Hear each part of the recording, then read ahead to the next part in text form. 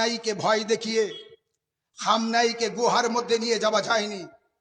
যখন বলেছে আপনি আশ্রয় নেন, তিনি বলেছিলেন ইরানের 9 কোটি মানুষকে আশ্রয় দিতে হবে আগে, পরে আমি আশ্রয় যাব। তিনি নিজের জানকে বাঁচানোর চেষ্টা করেননি, নিজের পরিবারের জানকে বাঁচানোর চেষ্টা করেননি, কারণ তিনি জানেন আমি একা খামনাই শহীদ হব, হাজারো খামনাই আমার নামে পথে নামবে। আমি একা খামনাই মারা যাব, হাজারো খামনাই, লাখো খামনাই পয়দা হবে। তাই হয়েছে না হয়নি? খামনাই সাহেব বুঝিয়ে দিয়েছে, দেখো আমাকে মেরে আমার মিশনকে বন্ধ করা যাবে না।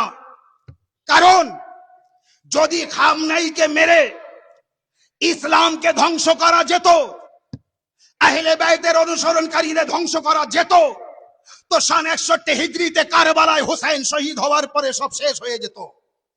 যখন কারবালায় শেষ হয়নি, আজও শেষ হবে না। তবে খামনাই সাহেবের নেতৃত্বে ইরানের ছোট ছোট বাচ্চারাও পর্যন্ত মৃত্যুর জন্য প্রস্তুত আছে, শাহাদাতের জন্য প্রস্তুত আছে।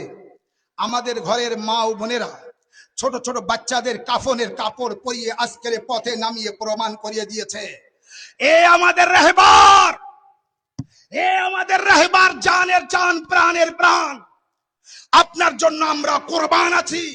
আমি আমার সন্তানকেও কোরবান করে দিচ্ছি। আমরা মরতে রাজি আছি। আমরা বোমাকে ভয় করি না, আমরা গুলিকে ভয় করি না, আমরা বারুদকে ভয় করি না। আরে আমরা ময়দান ছেড়ে পালানো লোক না, নবীর জানাজা ছেড়ে পালানো লোক না।